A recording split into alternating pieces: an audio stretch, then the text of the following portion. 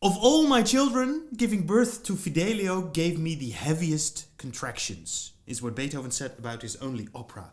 But not only for him, also for the people working on producing the first performances of it, it was the hardest labor of their lives. So sit tight for this episode 47 of Beethoven 250, in 52 posts, Fidelio.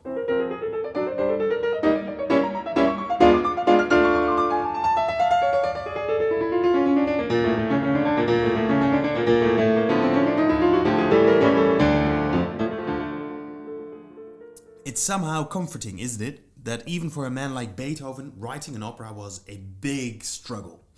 Partly that came because Beethoven was super critical on himself, and that influenced the writing of Fidelio strongly. It took him about 2 years to finish the first version of the opera, which was premiered in 1805. But it would occupy him for another 10 years, in which he would revise and shorten the opera at least 3 times. The opera in a nutshell is about Leonore, who disguises herself as a man named Fidelio. She does so to save her husband Florestan in prison from death.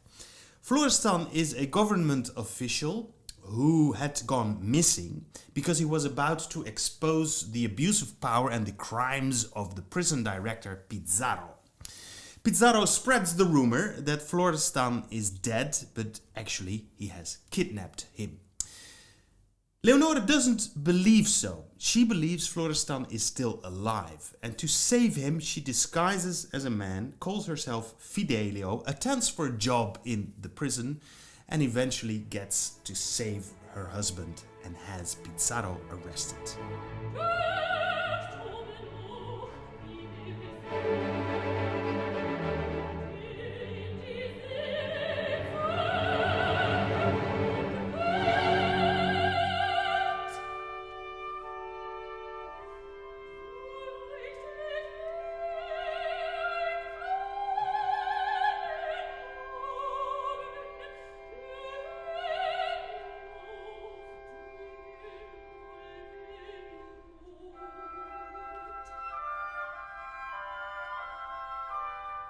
The character of Pizarro and his misconduct, his abuse of power, his crime of kidnapping Florestan and planning on murdering him in prison, can be seen as a metaphor of a political system, of the misconduct of a political system. And nowadays, in most countries, you can produce such theater pieces without any trouble, and you are allowed to heavily criticize politics. But in Beethoven's time, you had to be approved by a censorship commission first, and Fidelio was presented to such a commission just 2 weeks before the premiere. And they didn't approve it. So Beethoven and Joseph Sonnleithner, the libretto writer, had to defend the opera in front of the commission. And especially Joseph Sonnleithner put a lot of energy into it, by arguing that the commission shouldn't see the character of Pizarro as political criticism, but his actions are actions of personal failure. Besides, Beethoven put so much energy into writing the opera. Come on, they had to allow it to be performed.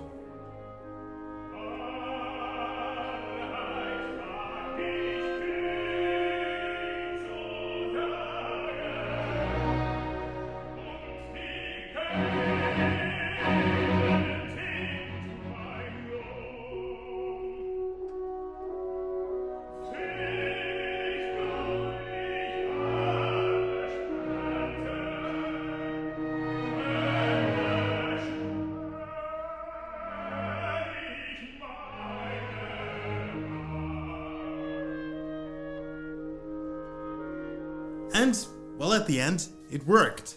The censorship was lifted, but the trouble with it was only the first of many trouble this opera awaited. The premiere had to be postponed because of it, and that was quite convenient because Beethoven didn't even have finished all the music yet. But in the end, Beethoven had written a very, very challenging piece for all the singers and all the orchestra members. Of course, with every piece Beethoven wrote, he wanted to do something new. And the result was that, well, Simply, the singers weren't able to perform their role in a good way. So the first performance was a disaster. But not only the musicians and the singers are to blame. Ironically, the real political circumstances in Vienna were also of influence. Because the French under Napoleon had just invaded Vienna, and the result was that all the Viennese aristocrats were out of the city. Half of the hall was filled with an audience, of whom most were French soldiers who didn't understand a thing about the whole opera.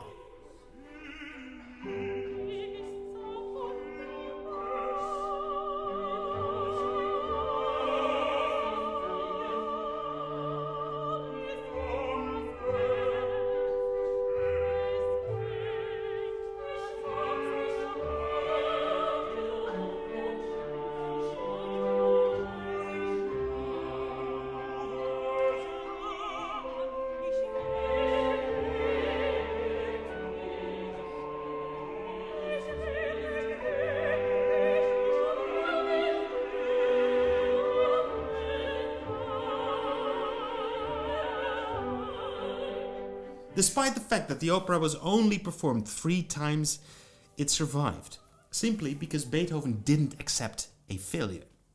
He revised the first version of 1805 in 1806, and those first 2 versions we now refer to as Leonore. And 8 years later, in 1814, he sat down to write the final version of the opera, which also got its final title, Fidelio.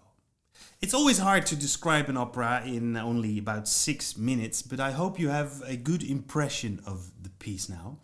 If you want to know more, please read the biography Jan Keiers made of Beethoven. It's in Dutch. I don't know if there's an English translation already, but I have to give him many credits because for my vlog series I get a lot of information out of his wonderful biography. I'll put a link to purchase this in the descriptions below. Also, you will find there the links to the donation pages, PayPal and Tiki. Please support this series by making a donation or promote it by liking it and sharing it with your friends. See you later.